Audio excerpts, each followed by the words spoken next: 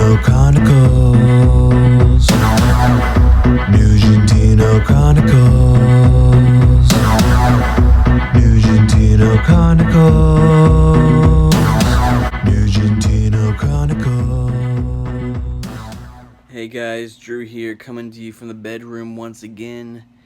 And yeah, so what I wanted to talk about today is that I saw the Wicker Man last night at the Alamo Drafthouse, and I had a great time. It's a part of a series there called Movie Hullabaloo, and it's what the programmer at this particular Alamo Drafthouse in Katy, Robert Saucedo, does.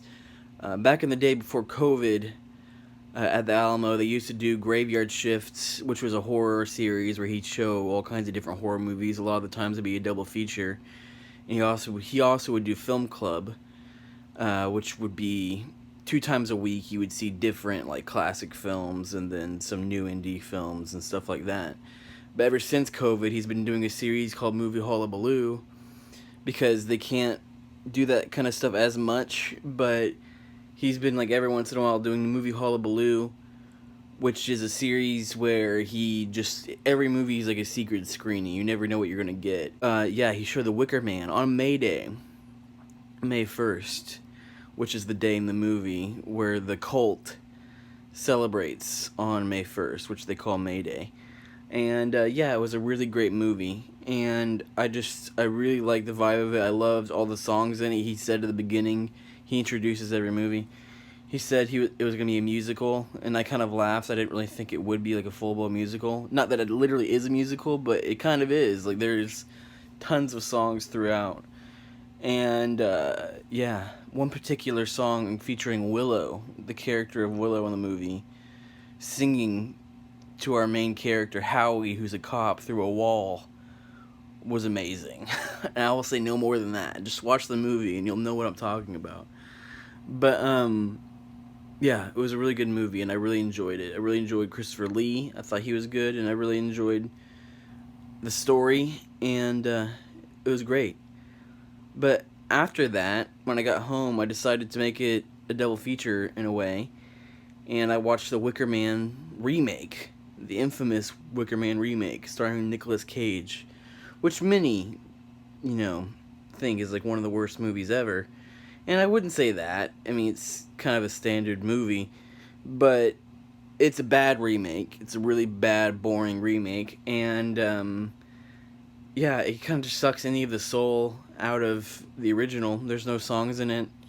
It takes away the fact that the cop is a Christian, which I think was kind of an important part of the original, and because he comes into this town and he's just completely disgusted by all these like pagan rituals they're doing because he sees everything as blasphemous, and he's just completely shocked by everything because he's such an uptight Christian. And I thought that was a really interesting element to the first movie. And here, the cop is just Nick Cage being Nick Cage, and Nick Cage is the one saving grace of this movie. I mean, I think that's the main reason people kind of talk about this movie so much, because Nicolas Cage gives such a crazy performance. But it's not crazy all the way throughout. Like, a lot of the times he's underacting.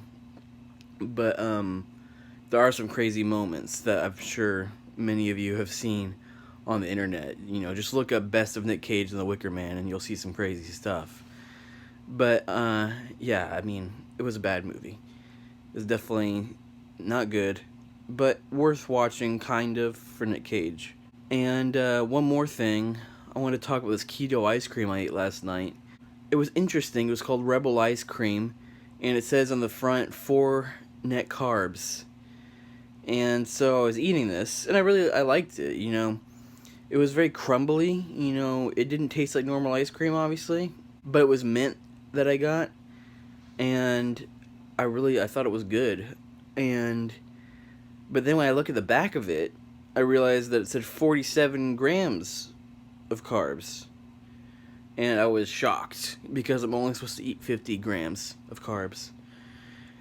And, yeah, so I didn't eat all of it. I only ate 2 servings.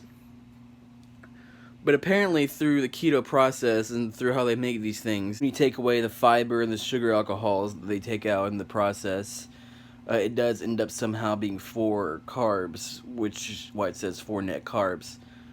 But I don't know what to trust. Still afraid that I ate too many carbs, but I didn't eat. I ate about 2 servings, so I guess I probably ate about 32 carbs.